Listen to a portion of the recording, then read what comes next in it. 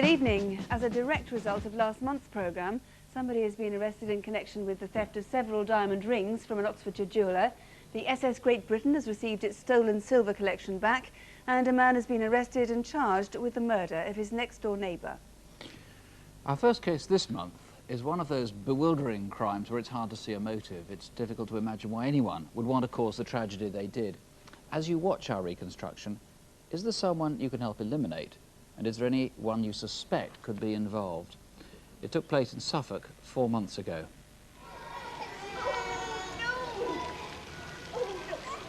At the age of 21, Karen Hales had been a mother for 18 months. She lived all her life in Ipswich in Suffolk, worked part-time in Boots, but she spent every hour she could with Emily.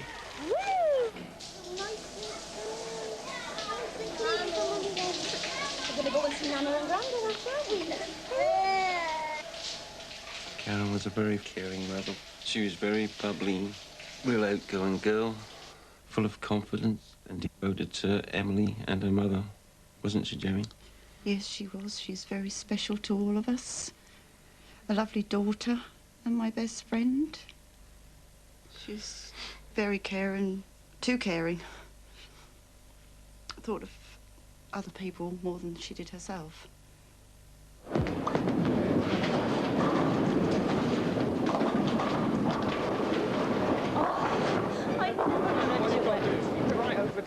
I met Karen at school. One day she came up to me and asked me out very openly. That made me feel good. That's the sort of person she is, to sort of come up to you and sort of speak her mind. We went out with each other for 6 years. We were very happy together in them years. When she got pregnant, we were very happy. So we went and bought a house.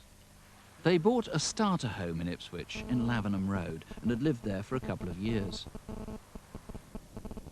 On Saturday, the 20th of November, Peter had gone out with workmates.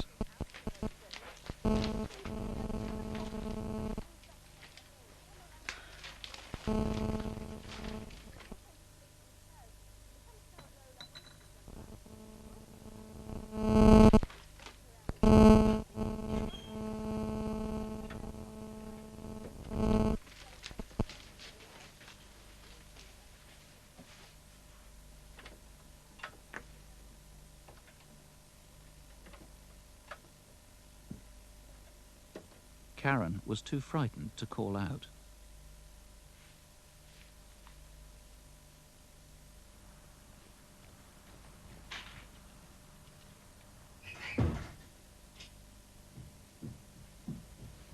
Peter?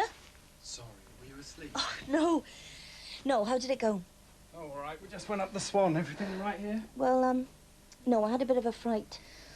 I was sitting in the living room and I thought I heard a noise. So I went to the front door and somebody was trying the home. Although their house hadn't been targeted up to now, there had been a spate of break-ins in the area. Oh, no, they weren't there for very long. It's probably only kids anyway.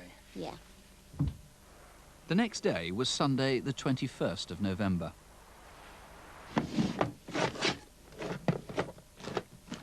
Karen, where are my socks? They're in the second drawer. Right, come on then. Put that down. Let's go and say so long to Daddy then. There we go. All right, love, see you later. All right. Oh, wait. Oh, I've still got time to take you over to your mum's if you want to go. No, it's all right. Me and Emma are going to clean, aren't we? Oh, all right, then. Bye. I'll see you later. Bye-bye, Emily. Peter was on a late shift and had to go to work at 4 o'clock that afternoon.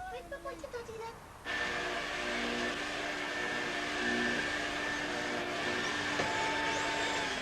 What are you doing there, eh? What are you doing? Oh, Ta? Ta? Oh, are you eating bread? I have some, and I have some.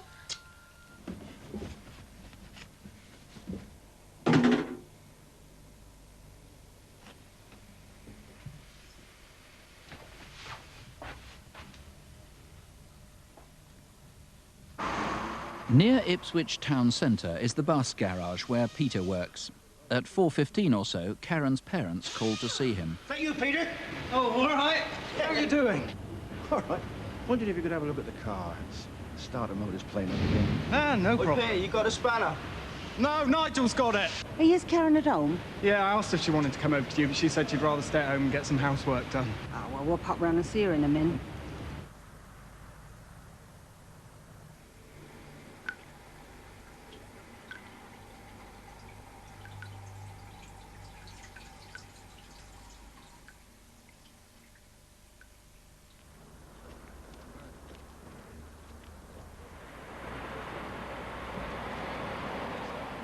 Two locals were taking a shortcut into Lavenham Road, near Karen and Peter's house. We saw a man. I was going to ask the time, but I didn't get a chance because he was walking so fast. All I remember about him was he was wearing a parka with grey fur around the hood. The man walked out onto the main London road, where a couple were driving home. She looked better, but she still looks tired. What on earth is he doing? We noticed a chap barely agitated in the central reservation. As we got closer to him, I thought he's going to make a dash for it, and sure enough, right at the last minute, he did. I thought he was suicidal. He was wearing a dark parka coat with a grey trim. He appeared to be slim build, dark short hair, round about 20, 25. About now, the two boys were passing Karen's home. We were walking across the green when I looked over at a house. Is that smoke over there? It's just condensation.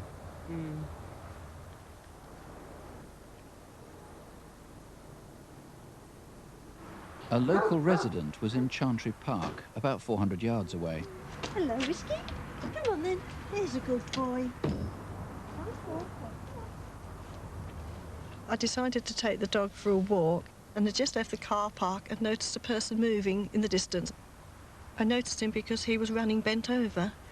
And then he hesitated and stopped and stared. And I just felt that he was acting strangely and thought he'd been up to no good. I suppose he was aged about 20 to 30 years old, and he was wearing a blue-grey parka coat with a hood. About the same time, Karen's parents reached Lavenham Road.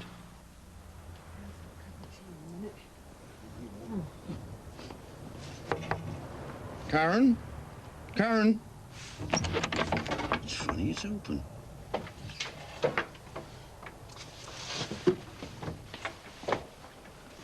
Karen was discovered by her father. She'd been stabbed several times and her body had been set alight. Her daughter Emily was in the same room but had not been injured. If there's any mum out there that is hiding anything, they just want to imagine what it's like. Every morning, Emily cries for Mummy. During the day, she's asking where Mummy is. Peter and I do the best we can, and Graham, but we don't take the place of Mummy. John Saunders, why? I mean, what's your guess? Why did it happen? We don't really know what the motive was in this case. As you can see, Karen was a loving, caring person with no enemies at all. What we do know is that items were stolen from the house, so we cannot rule out the possibility that it was a burglary. This is an identical purse to the one that was stolen. Now, this is a fairly common sort of purse. Lots of these around in Britain, so please don't ring us just because you've seen one. But we are interested, presumably, if you've seen one thrown away around the Ipswich area. Yes, certainly anything of that nature that's been discarded since November, we would be extremely interested in, or whether anyone's been in possession of that. And a couple of knives as well. Again, there are thousands, if not hundreds of thousands of these in the UK. So don't just ring us about these. They're laser knives. It's just if you've seen them thrown away in a bin or under a hedge or something like that in a way that could be connected to this.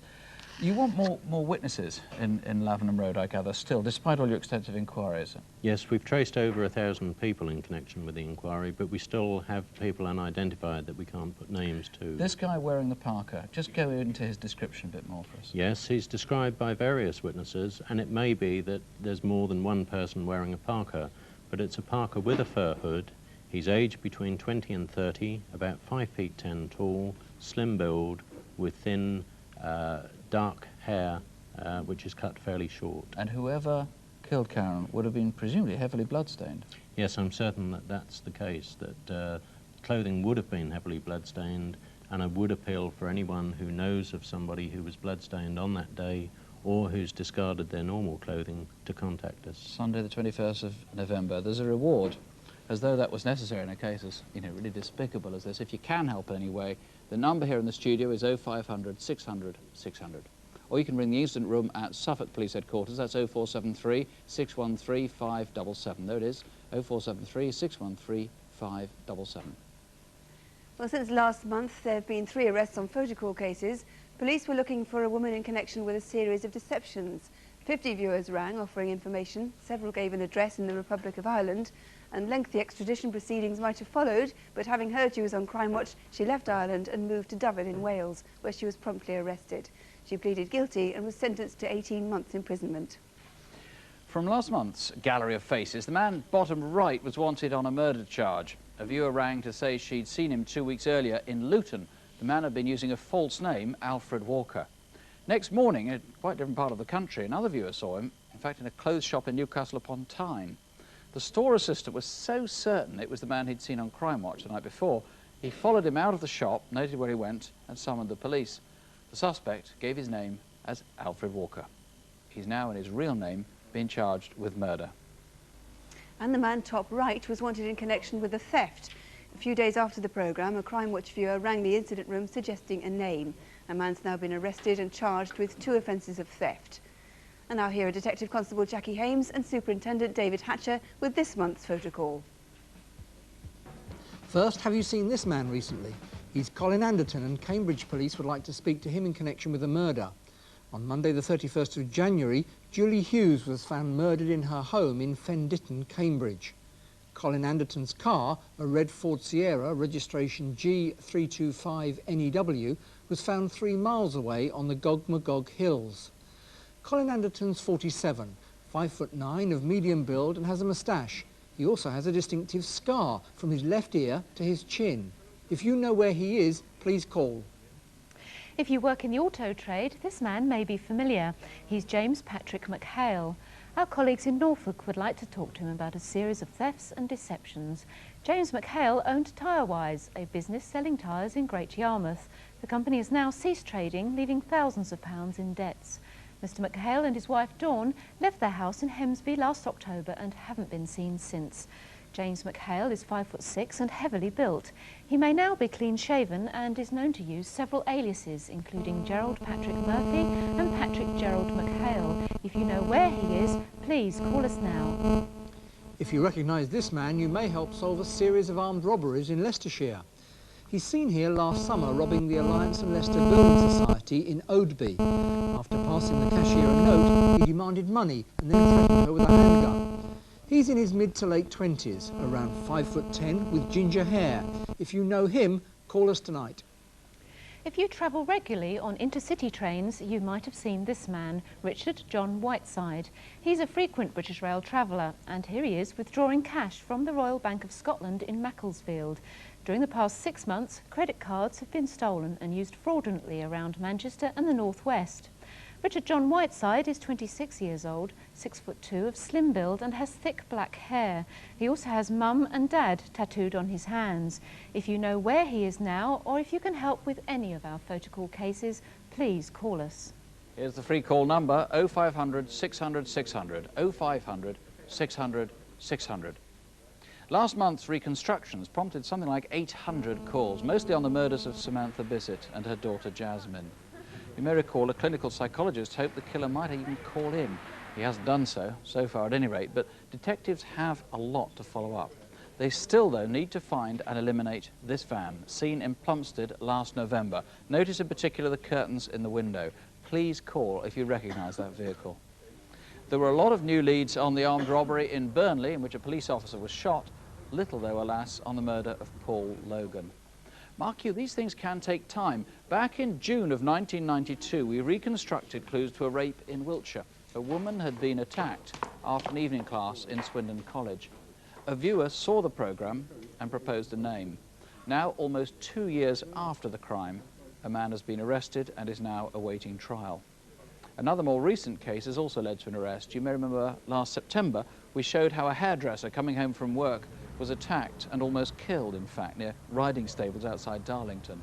A viewer rang in with the name of a man who has now been charged with rape and a number of other serious sexual offences. One of the most frightening kinds of crime, and also luckily one of the most unusual, is where people are confronted in their own homes. Kent police are hoping someone tonight will recognise the descriptions of 2 armed men who put a jeweller and his family through an ordeal lasting nearly 12 hours. It happened less than 4 weeks ago, so the family are still suffering very much from shock. Our reconstruction begins early in the morning on Saturday, February the 19th, in Deal in Kent.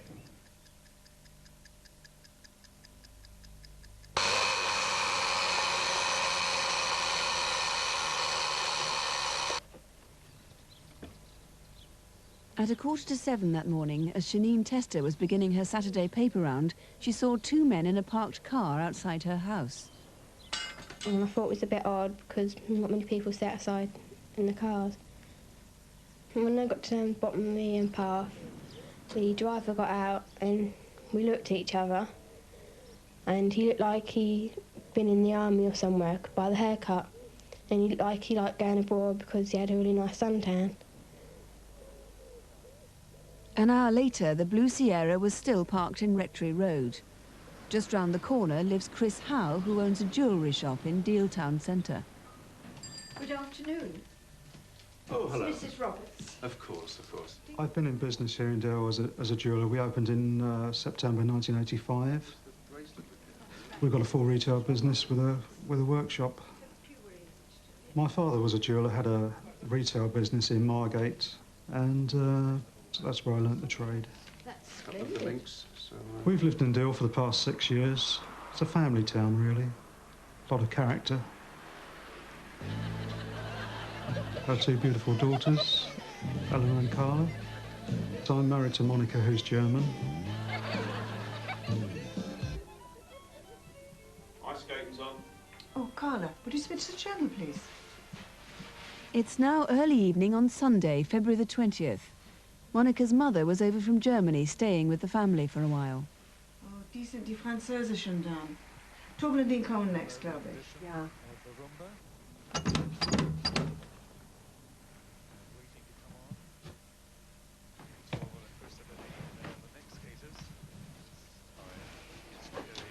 Darling, can you watch my back? Yeah, sure. Being a jeweller, Mr. Howe was always apprehensive when there were unexpected callers. Get the police!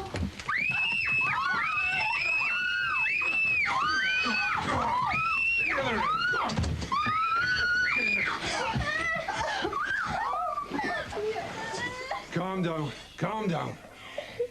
Keep quiet! Don't move. Eyes down.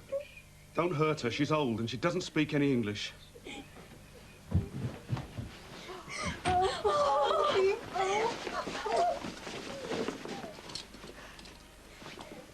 Get on the floor. Hands behind your back. Look, we're not going anywhere. Don't handcuff me. I'm not going to cause any problems. They were obviously, you know, two very professional guys. Don't look at him. Look at that floor. They were smartly dressed. Trousers were neatly pressed, shoes polished.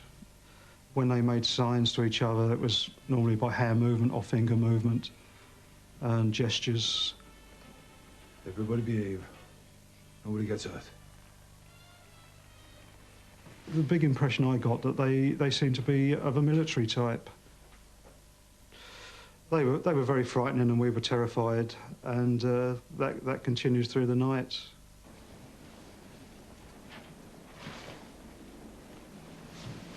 Get comfortable.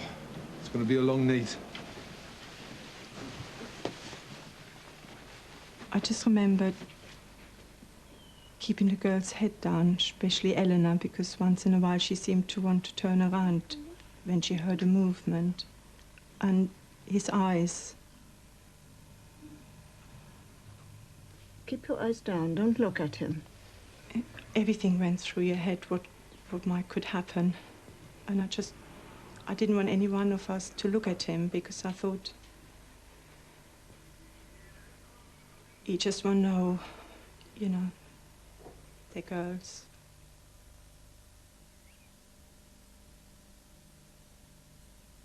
It's now 5:30 on Monday morning.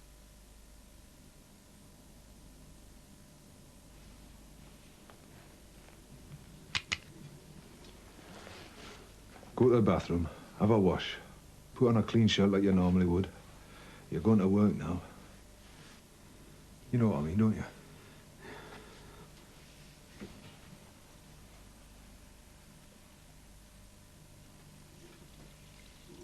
It must have been because he was so close to me that I then realised that he had a northern accent. You do exactly as he says. Man two, I suddenly realised that he had changed his disguise, and now he had very thick blonde wig on, and he'd put glasses on. I thought were quite feminine. The younger man had changed his glasses as part of his new disguise. As Chris drove him to his shop, the older man was keeping watch on the rest of the family. It was at this point I thought whether I should, you know, try and do something, drive off into a brick wall or through a shop window, try and do something to distract him. But I was so scared for my family at home who were still with the other gunman that I decided just to go along and do what he said. Get out of the car and open up the shop like you normally do. Don't turn round, I'll be 20 yards behind you.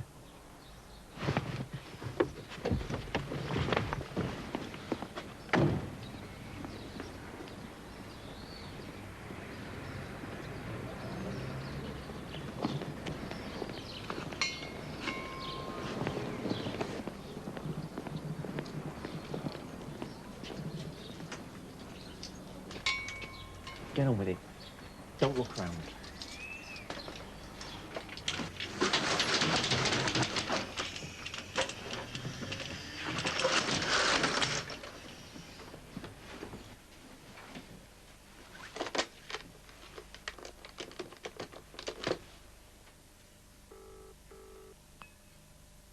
Sweet.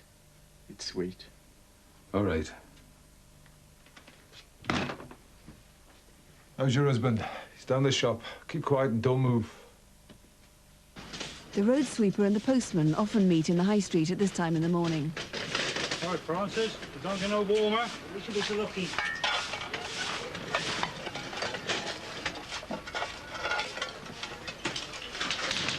I only had a brief glimpse of him.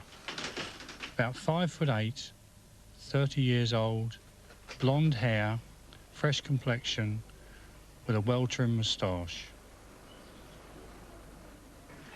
You see that? I don't think he's one of ours.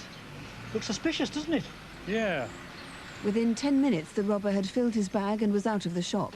The car waiting for him was another Sierra. This one was a grey Sapphire. Hello, can you hear me?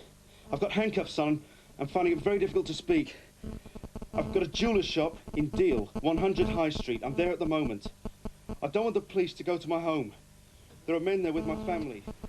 They've been there all night. Back at home, Monica herself was now able to raise the alarm.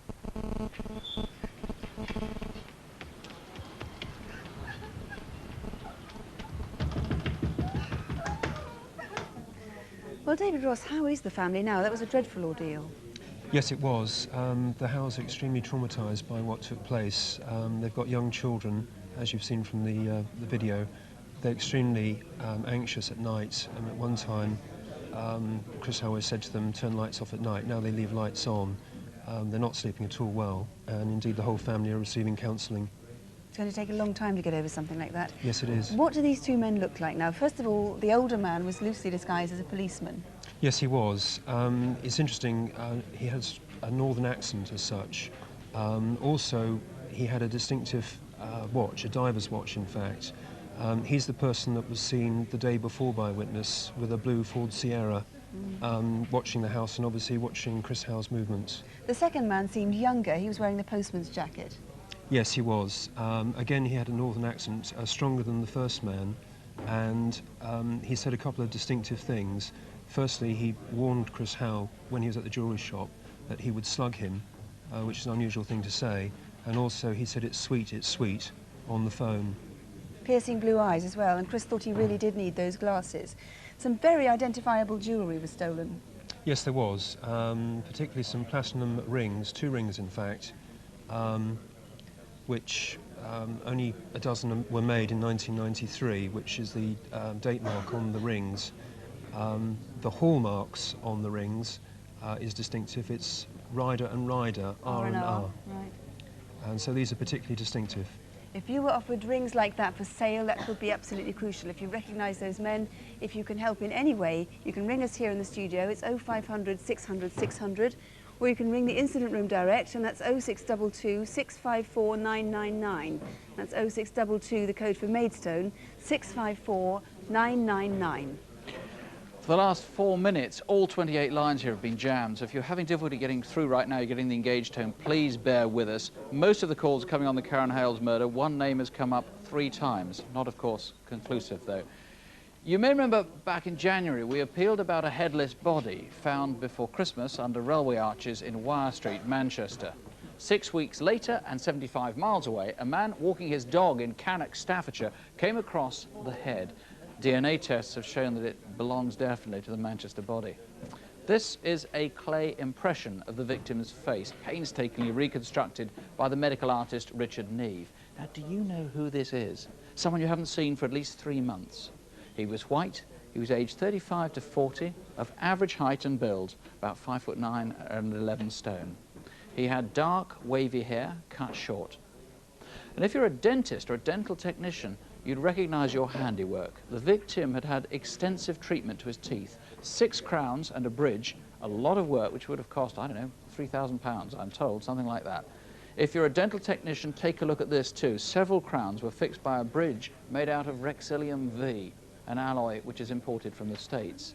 Only 13 laboratories are known to use this technique in Britain, so if the victim's British, someone here must remember making up these crowns. If you think you've got a clue, do please call 0500 600 600 or ring Greater Manchester Police on 061, the code for Manchester, 856 4340. That's 061 856 4340. Well, one of last month's incident desk cases was sold shortly after the programme. The antique silverware collection, stolen from aboard the SS Great Britain in Bristol, was returned in a small green sack, all beautifully polished, by 2 Hells Angels. The police are quite sure that the publicity on the programme had everything to do with its return. Well, now with this month's cases, here are Detective Constable Jackie Hames and David Hatcher. For our first case tonight, we'd like you to listen carefully to this conversation. I want to report, I think there's a burglary going on. Right. At Black Boys. Right. What's the address? I don't know, I'm afraid. It's down near where the club is. By the club? Yes, down the old lane.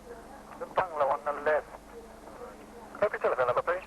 I'm afraid not, because I'm in the car. In the car? Later, but you want to go, because I saw the 3 men going in there. Okay? Right, you saw 3 men? Yes. Is there any way we can contact you? No. Nothing at all? I'm sorry. I don't want to be involved. I'm old, you see. Right. Are you local? We believe that was a man with a guilty conscience. The 3-9's call was made after a burglary just outside the village of Blackboys near Uckfield in Sussex. On February the 3rd, a 76-year-old man and his wife were left bound and gagged by 3 men who made off with cash and valuables. The gang also stole the couple's white Rover, which was found abandoned on February the 11th, 25 miles away in Crawley. We believe one of the robbers may have been worried about the victims who were left tied up in an isolated house. We'd like you to listen carefully to that voice once again. I want to report, I think there's a burglary going on. Right. At Black Boys. Right. What's the address? I don't know, I'm afraid. It's down near where the club is. So if you recognise that voice, please call Sussex Police on 0444 451 555. That's 0444, the code for Burgess Hill, 451 555. Our colleagues in London want to talk to these 2 men. They may have information about the murder of a 49-year-old British Rail steward. Basil Wycombe was described by colleagues and friends as a considerate and friendly man. He was gay and often went to bars and clubs in West London. On the 9th of January, he was outside the bridge in Fulham High Street. At about 1:15 a.m, Mr. Wycombe was talking to this man. He's about 35 years old, 6 feet tall, with dark hair and light stubble. Moments later, and a few yards away, Mr. Wycombe was seen chatting to someone else. He was in his mid-20s with short, mousy hair. About 7 hours later, Basil Wycombe was found strangled at a house in Fulham. In his kitchen was a white plastic bag. Written on it was this text. Inside were 2 pancakes. If you work in a takeaway shop, do you remember serving Mr. Wycombe? Or do you recognise these 2 men who may have been with him? If you can help in any way, ring the incident room on 081 246 0767. Or if you prefer, you can ring the independent organisation Gay London Policing on 071 233 0854. Do you recognise this man? On Monday the 7th of February, he threatened a 24-year-old woman with a knife and indecently assaulted her. The woman was on her way to Lingfield railway station when the man grabbed her from behind, forced her off the footpath and attempted to rape her. He ran off when he was disturbed by a train pulling into the nearby station. The footpath where the attack took place runs from Lingfield railway station through fields to the Lingfield Squash Club on Racecourse Road. That night there was a tournament taking place, and we're interested in speaking to anyone who might have seen the attacker before or after the incident. Her assailant is white, in his early 20s, 5'7" to 5'9" tall, of slim build with short fair hair. At the time of the offence he was wearing a dark checked lumberjack shirt and blue jeans. Sometime after the attack this knife was found discarded in Racecourse Road near to the Squash Club. We believe it could have been used in the attack, but if you recognise it, please do call. Incidentally, about 10 minutes before the assault, a man fitting the same description was seen following another woman in Racecourse Road. She was wearing a yellow skirt and a black jacket. If that was you, please get in touch because you might have vital information.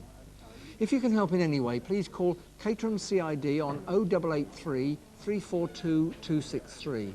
That's 0883, the code for Caterham, 342 263. And the number here in the studio is 0500 600 600. That's 0500 600 600. And we've been asked by Sheffield Wednesday football manager Trevor Francis to make a special appeal on behalf of his first team. Their football kit was stolen from the Hillsborough Club ground in Sheffield on Monday of last week. That was the 7th of March. In the light of last night's result, maybe some of their luck was stolen along with it. Now, the Premier League shirts are unique. They have long sleeves and the players' names are sewn on the back there. I think I'll keep this one actually. So if you can help, please call the South Yorkshire Police on free phone 0500 050 099. That's 0500 050 099. Murderous attacks by strangers are truly rare events. Now, of course, they're hard to solve, which is why so many finish up on Crimewatch. But find a motive and you often find the culprit. Can you help with our next case? It's an attempted murder. The attack on Ahmed Chowdhury, a West Country magistrate. It resulted in a stab wound to his arm, which almost cost him his life. Early on Sunday morning, the 16th of January, and Ahmed had lost a lot of blood. I thought I was dying, and I was thinking that, oh God, what have I done to deserve all this? What's going to happen to my children and family? Who is going to look after them? Ahmed and Fatima had been married for 11 years and have 3 boys. The oldest is now 8. Ahmed is a leading light in the local Bangladeshi community and sits as a JP. She's unemployed, and I think we should reduce the level of the fine to take into account her financial circumstances. There will be a fine of £30 and police costs. I have been a magistrate since 1991 at the Bristol bench. I attend the court once a fortnight or once a week. And the reason why I have become a magistrate is I feel that the people from ethnic minority should integrate within the greater society and spend more time and get more involved. I'm also a businessman. I own a few restaurants in Bath and Bristol area, and most of the time I spend at the Rajput in Bath.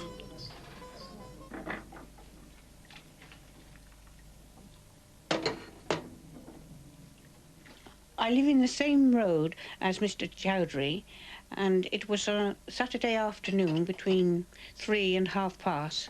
I noticed 2 men walking up the road. One was an Asian and the other was a white man.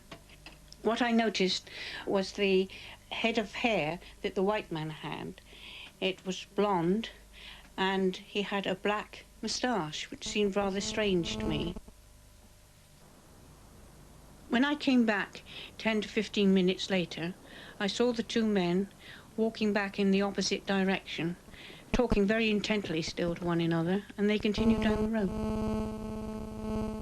We're going to be extremely busy. For that reason, I want Ali to do the service, Rob to do the sweets and coffees. Nasser, you can go to the table, and Salim, you can go behind the bar. And make sure the bar is well stocked because we're going to be very busy. You're talking about going to the Chinese. Pick it up.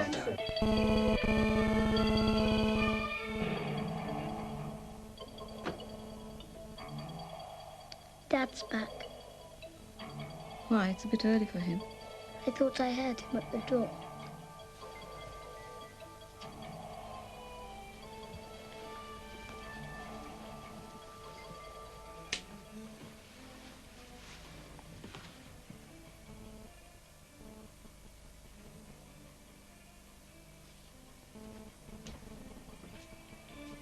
No, there's no one there.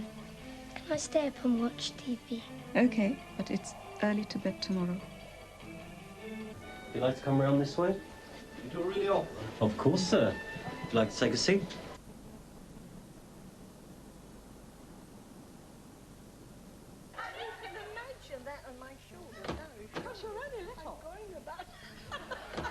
So you really need something that fits you properly and gives you some support to carry the weight. Some support underneath. And this is what I just counted. Well, in fact, they did a little survey for us in the West End of London. And this is what happened.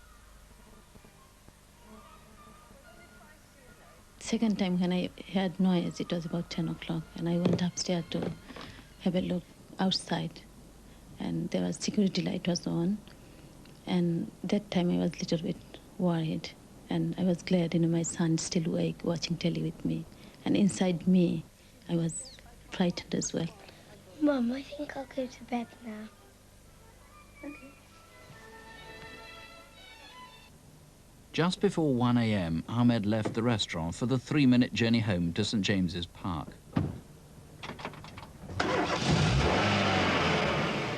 Did you go to that party? Fatima stayed up for him. She often phones her sister late at night. All went. Yeah? Mm-hmm.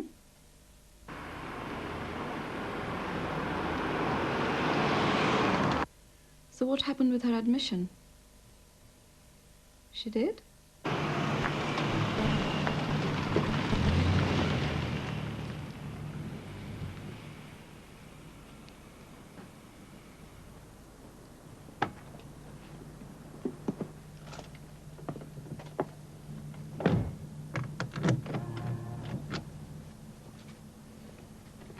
Bloody ages. Help! Help! I thought I disturbed some burglars. And it is only when I noticed that one of them wanted to stab me, then I realized that it was an attempt to kill me. Help! What's that? Hang on.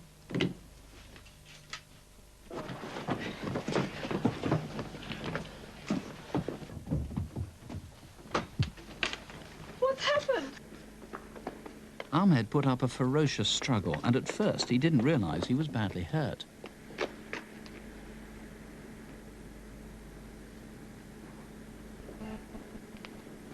Call the police!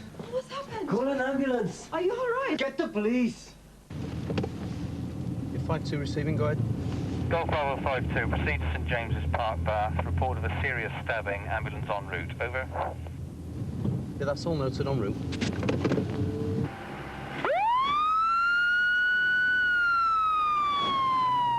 "300 yards away, 2 people were walking into Harley Street.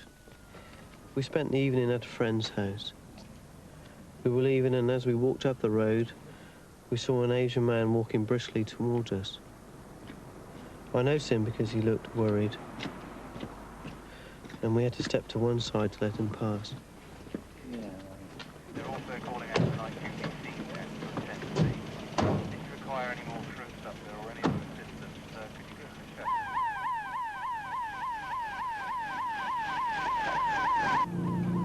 I was badly injured. The stab was deep and long, about 5 inches. Part of my arm will always stay numb. But I suppose I'm lucky that I'm still alive. Indeed he was. Mike Dunnett looked like a minor injury at the time. He was nearly dead when he got to hospital. They thought it was only 50-50 he'd survive.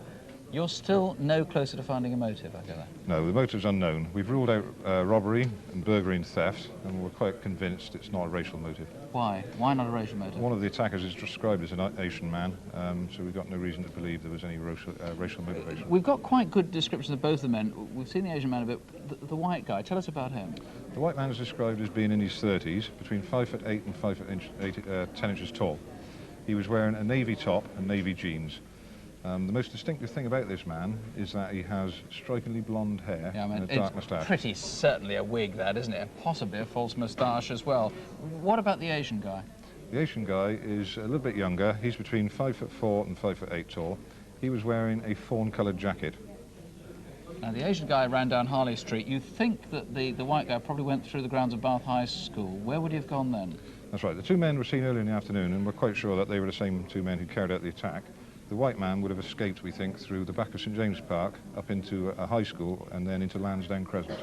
OK, well, if you can help in any way, please ring us here on 0500 600 600, that's in the studio, or the number for the incident room at Bath Police Station, that's 0225 842 455. 0225 842 455. Well, we're getting some very interesting calls now. We've had calls on a lot of our reconstructions on Karen Hale's murder. Quite a lot of calls naming names, and somebody's found a purse very similar to hers in Ipswich, so that looks hopeful. On the Kent kidnaps, some very good calls too, with names and a military lead to follow up, and good calls on each of our 4 photocall cases, and on the yellow van that we wanted to find in connection with the Samantha Bissett murder. So it's all coming in at the moment. That's all we can say for now, but if you think you can help with any of our cases tonight, please do call. We'll be back at 11:20 after question time with Crimewatch Update. Incidentally, there is a Crimewatch file showing in more detail how the inquiries progress once we're off the air. That's a week on Tuesday, March 29th at 9:30 on BBC One. Do remember, we've compressed isolated crimes into 45 minutes. These cases are unusual, and that's why we feature them. What's more, with luck, they're on the way to being solved. So don't have nightmares, do sleep well. Good night. Good night.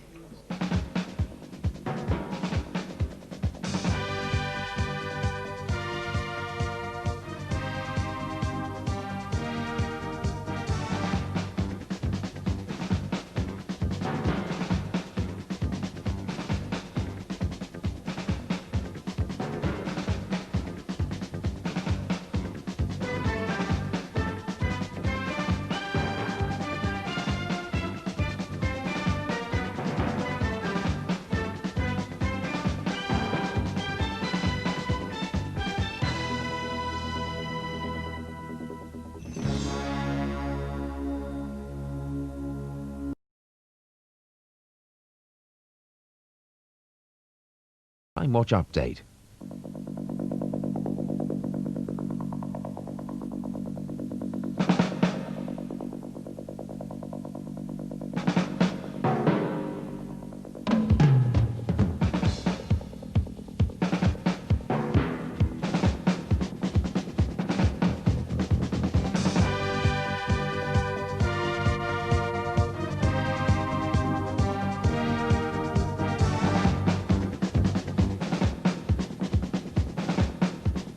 Welcome back, and there's a lot to tell you tonight on Photocall 2, 3, possibly all 4 cases look like getting results. On the Karen Hale's murder, a very, very strong response, and that's true of most of our cases this evening.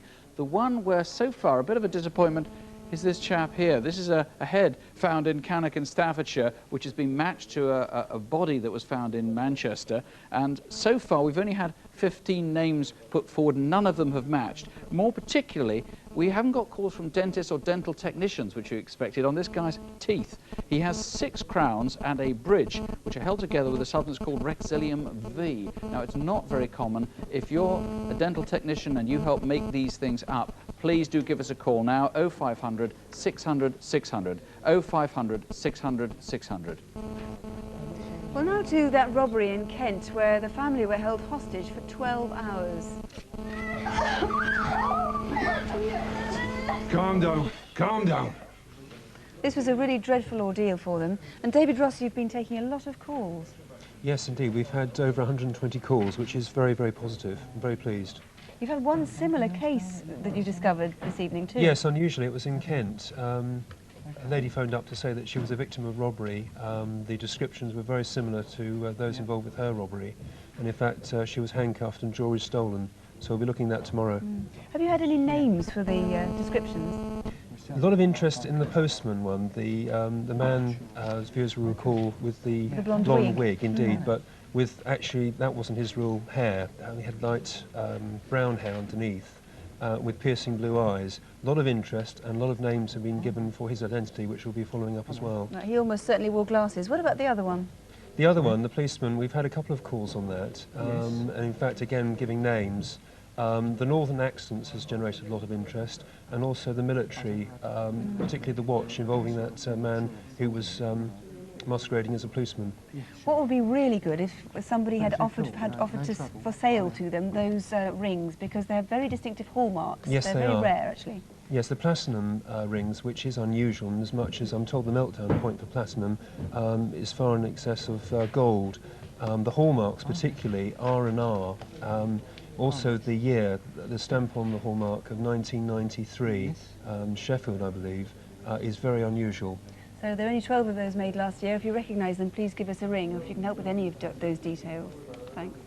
As I say, we had quite an interesting response to the murder of Karen Hales, the mother who was stabbed to death at her home in Ipswich, then set on fire with her baby in the room. Mercifully, the child survived.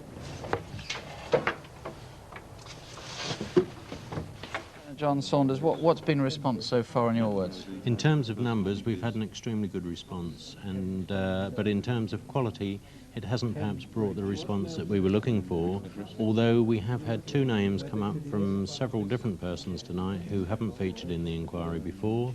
That's in response to the EFIT. We've also had the name of a person brought to our notice again who has been of interest to us, so they're developments which we'll need to follow up tomorrow. What I am surprised at is that we haven't had a great deal of response in respect of our appeal for people with bloodstained clothing. Whoever killed Karen, it's pretty certain, would have gone home that night. We're talking about Sunday the 21st of November. Sometime after 4 o'clock, he would have gone home and he would have had a lot of blood on him. He would have done, and I would appeal for the people who would have seen that person to come forward.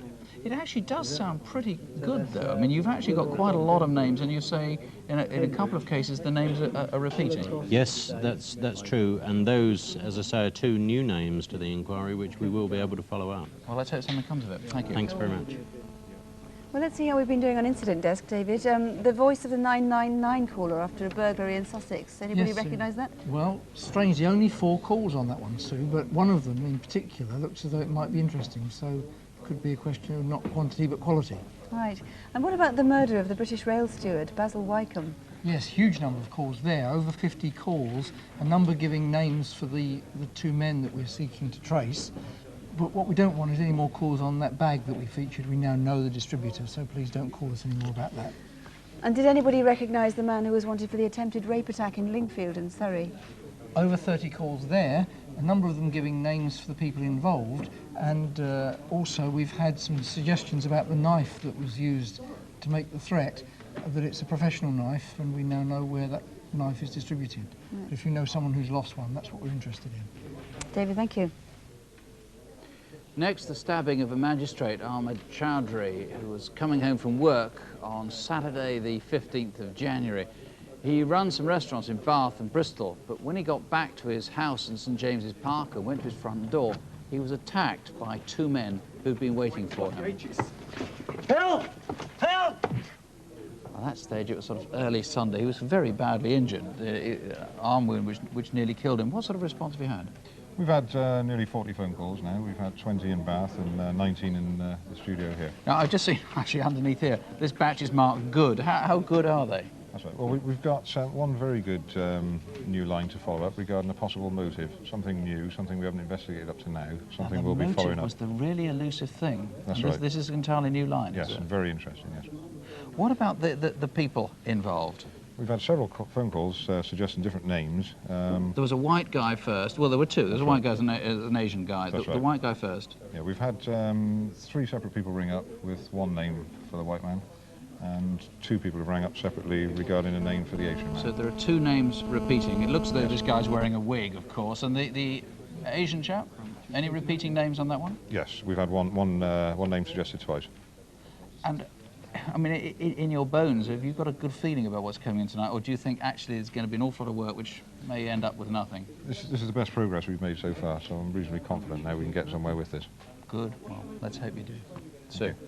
Well, photocall cases have been doing quite well, haven't they? Yeah, we're very pleased generally. The first man, remember, Colin Anderton, we were looking to speak to him about the murder of Julie Hughes in, in January in Cambridge. We've had several leads, some giving possible sightings, and a couple of calls in particular look very promising. They involve his past history and where he came from, and they'll be followed up, I'm sure. But if you know where he is tonight, please give us a call. Secondly, we're looking for James Patrick McHale, the manager of Tirewires in Great Yarmouth. Wanted to speak to him about some thefts and deceptions. Although we've had 8 calls here to the studio, nothing at present has taken us that much further. But have another look at him. He may or may not still be with his wife Dawn. Again, if you know where they are tonight, give us a call. Number 3, the man we looked at was the Leicestershire robber, wanted for a series of robberies last summer. The last one being in Oadby. We've had 8 calls so far on this appeal, several names suggested, in fact 2 are the same, so that's always good news for us, and obviously looks very hopeful. More news perhaps next month on that one. Lastly, Richard John Whiteside, he was the man we wanted to speak to about theft and the use of stolen credit cards in the northwest area. Again, he travels a lot on the intercity trains, and in fact we have had a lot of sightings on British rails, as we thought. One call in particular giving recent information has excited the officers. Wish I could say more, but it is being followed up, and perhaps again good news next month. All 4 cases looking quite promising. Yeah. Thanks. Indeed, do remember the lines here are still open, and we'll be taking calls until midnight. We will give other numbers too in a moment if you've ever had difficulty getting through. These are direct lines to the police. Most of them are open 24 hours a day. Whether you can ring and help or not, do please remember the sort of crimes we show are most uncommon. Don't have nightmares. Do sleep well. Good night. Good night.